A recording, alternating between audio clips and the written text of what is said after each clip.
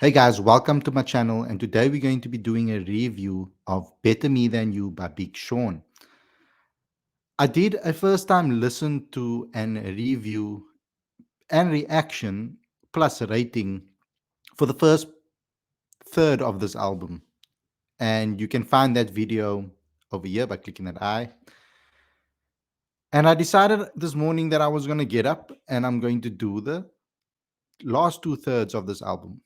I recorded a reaction for you guys, but the audio was trash.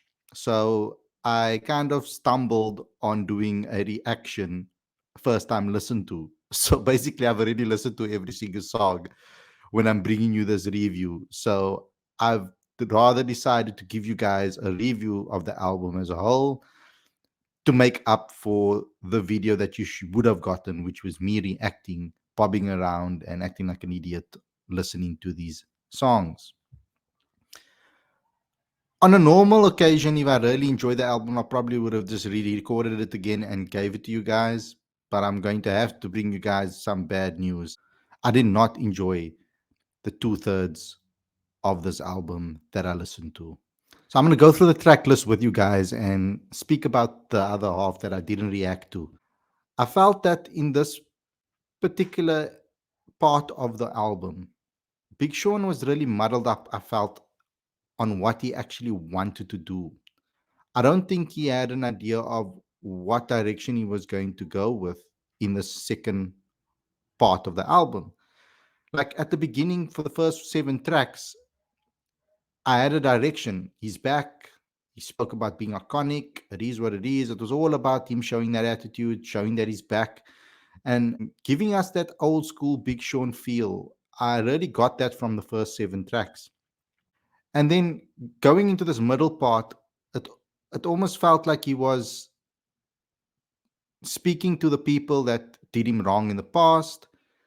And I got a feel of him trying to an extent, give us some motivational messages throughout this album. Ultimately, what I got from this section of the album is that he was a little bit lost in the direction that he wanted to go.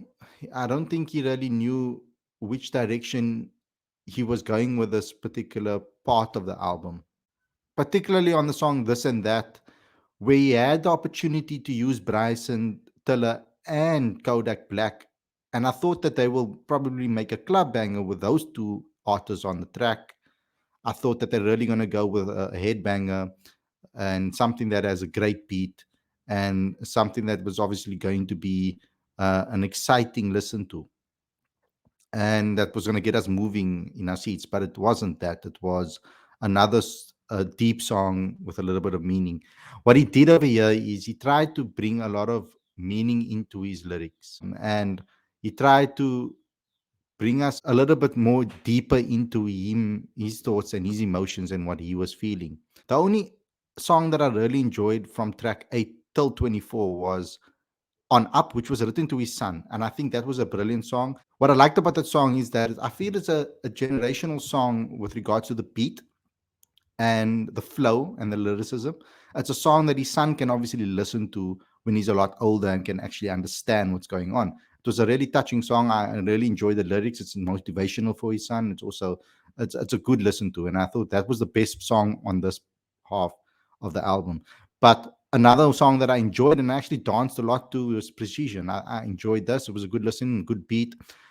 The chorus, though, I do feel that it gets a bit repetitive and quite annoying after a couple of listens. So I probably can't go back to it over and over again and listen to it. I can probably listen to it maybe two or three more times, and I'll probably get irritated by the chorus after that.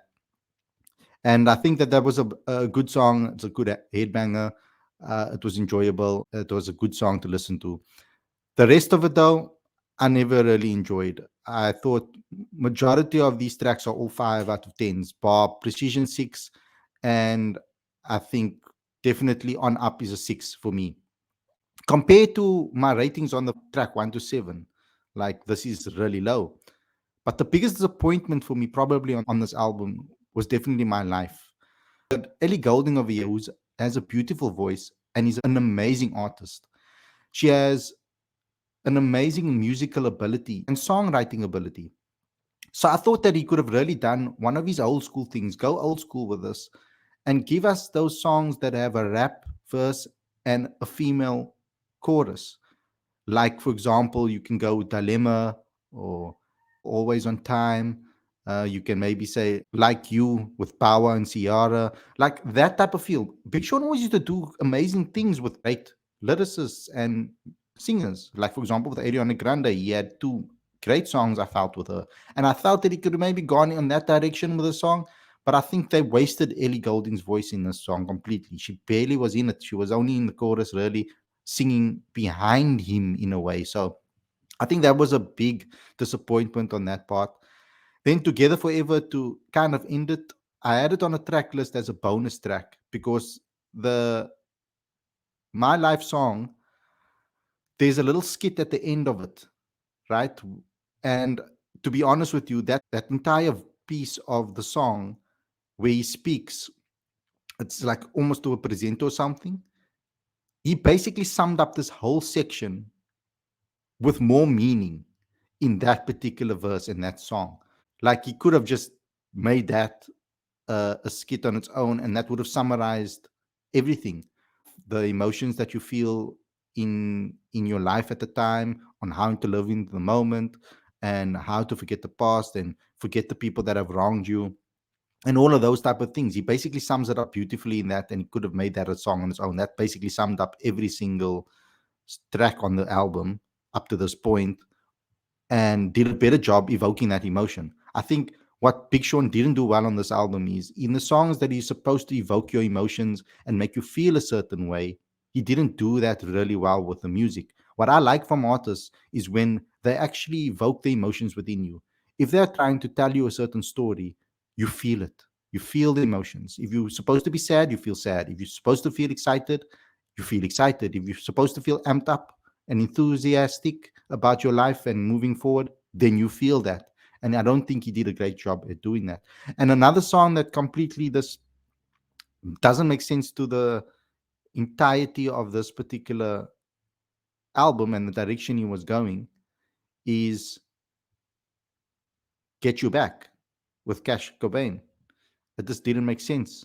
Previously to up until this point, he went in a deeper journey, on a deeper meaning with you, trying to get you to feel certain emotions. In certain cases, he wanted you to feel a little bit motivated and feel differently about your life.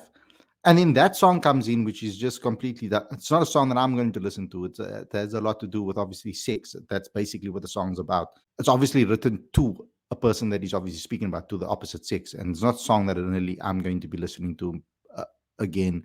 But it was almost thrown in the middle of a year of the album, and it felt out of place because he went back to that deeper meaning full songs later on. You have to commemorate him for being a little bit vulnerable, but I don't think he was vulnerable to the point that it actually moved the listener or moved me. So it wasn't necessarily an album that I will listen to again. I will definitely take maybe three of these songs or four of the songs from the first part that I'll probably listen to again, but the rest of the album, it wasn't really enjoyable for me. And that's a really big disappointment because I was really hoping that Big Sean was going to be back and that he was going to give me something that I'm really going to be excited about. So it was a very underwhelming album for me. So overall, I'm going to be giving this album a rating of 5 out of 10. And I think I'm a little bit generous with regards to that, but I really enjoyed some of the tracks that was in my first reaction, but I just didn't enjoy a lot of the tracks that were on the, the latter two-thirds of this album. So I hope you guys enjoyed this review. Please suggest in the comment section below what else you would like me to review or listen to for the first time. Smash the like button, comment, share, and subscribe, and click that notification bell for all future videos. Thanks a lot for watching, guys. I hope you guys enjoyed this episode, and I'll see you again very, very soon with another video. Stay safe and enjoy the rest of your week.